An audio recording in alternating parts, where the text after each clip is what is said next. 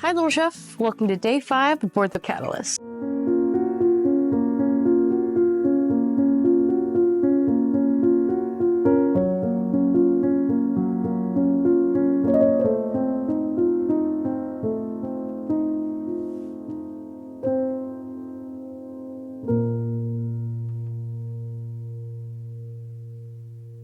If you've been watching by now, you know that I wake up and go directly to the salon to get my coffee and a nice hot bowl of oatmeal. This morning, Chef put in some Ford's Terror blueberries that we foraged, which was, again, so cool to see our hard work being put into the food. It was a rainy day today, so everyone was inside reading, playing games, chit-chatting, and soon enough, it was breakfast time. Chef said he was going a little crazy today, going a little off the rails, but he said everyone usually ends up enjoying it. But so he did some eggs with kimchi, purple cabbage, cilantro, and bacon. And then also we had some leftover Chardonnay from last night. So he made some Chardonnay braised fruit compote with puff pastry. There's also a spread of fresh raspberries, golden kiwi, blueberries, and banana. I know everyone's not a super adventurous eater all the time, but I was proud for everyone tasting the kimchi, and they all loved it. I thought it was delicious. It was almost like quiche-like, like an Asian kimchi quiche. So the storm was coming. We were trying to get in a little tucked away area called Brothers Island. What is that, a seal or an otter? So we were like surrounded by islands. The wind was not that bad. The rain was definitely coming down, so it was a good day for reading and again playing games and chit-chatting with everyone. For lunch, we had northern Indian butter chicken with sultanas, which are just raisins, fried onion papadon, lima beans, and basmati rice. And again, I can't say it enough. Asian food is one of my favorites, so love Indian food. I think that just the spices are so unique and you're not used to tasting them every single day. After lunch, I gotta be honest, I took a little siesta, and then at 4 o'clock we had to be down in the engine room because we were doing a tour. And it was so cool to see how this diesel engine runs. All the motor is like exposed, whereas a modern motor is contained in like one separate unit. With this engine, you can kind of get to every piece of it and make your adjustments as needed. Well, welcome to my little hidey hole. Nice. This is the room and the beast that's been keeping me pretty busy the last few days. It's 1932 Washington Iron Works diesel built in Seattle. Like, obviously this thing's pretty massive, right? There's a few, I'd say, like key differences between this and like a modern motor. One being that obviously like everything's exposed here, right? Like we can see all the moving parts. That means a couple things. That one, everything's moving around while the motor's running, and you guys will get to see that in a second. But two, like things like valve covers on a modern motor means that you don't have to oil it yourself. It just gets oiled through what's called an oil galley. But because everything's exposed here, every 3 hours of runtime, every time we start it and every 3 hours of runtime, we have to go through an oil it's like 110 or something, 120, 140 points on the motor, which we'll get to do as well together actually, since we're gonna do a startup while you guys are in here. It's pretty neat. The other, another key difference I would say is, like your modern motor probably turns at 2,500 RPMs, 3,000 RPMs, something like that, like cruising. We turn it like 300 RPMs cruising.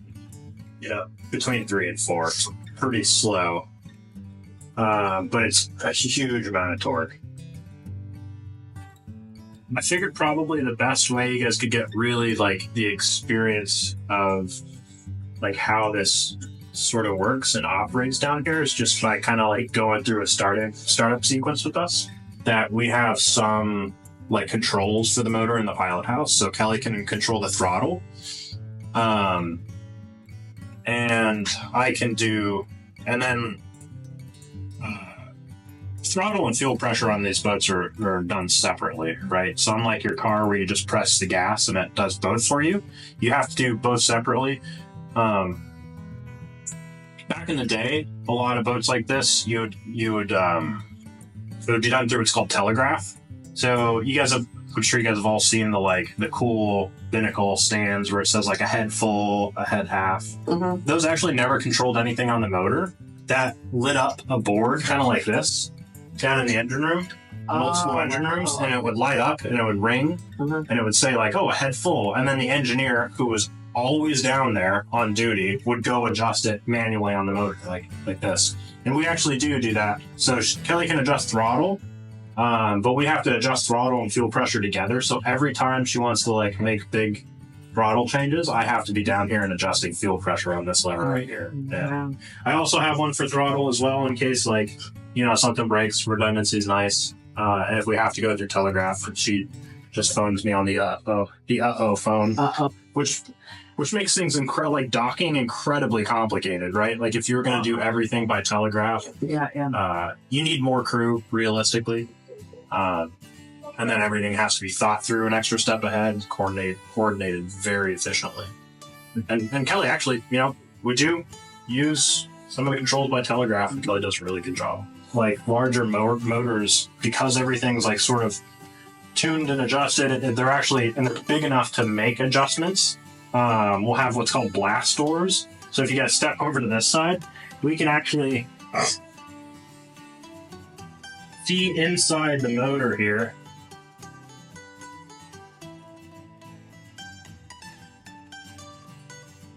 That something smaller or more modern, you would actually have to like take the motor out for and bring it into a shop or do some like major renovations. But they're incredibly like user friendly in that sense. You have camshaft there, and then if you look down there, sort of that way, you can see the bottom of the piston there. Crankshaft. Just get little drips, and then these guys just get sort of filled up to the top. Okay. Yeah, absolutely.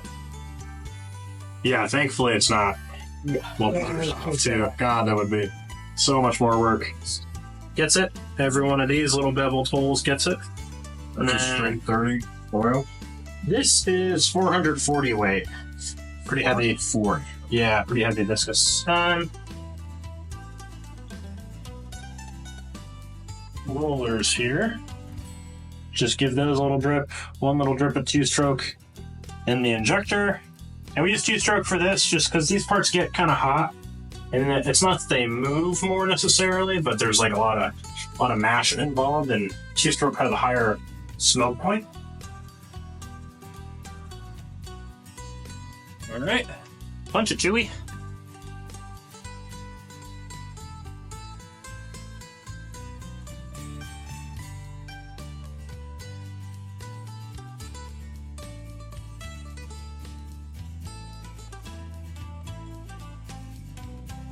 After the engine tour, I went back to the galley, and everyone was sitting around the table picking crab. I thought that was cute. The crew is so hands-on, and whenever anyone needs help, they're there. We went on the skiff and went over to go check out the seals, and there was a whale nearby, so we got to head over there and check out the whales, and we got so close to them. I was amazed with how large they were. First course, we had a rosé pairing.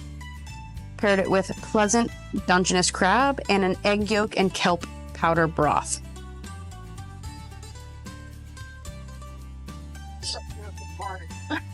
Then in between courses, Bryce went out. Bryce asked if we wanted to do a campfire. And of course we all said yes, because what's better than a campfire on the beach?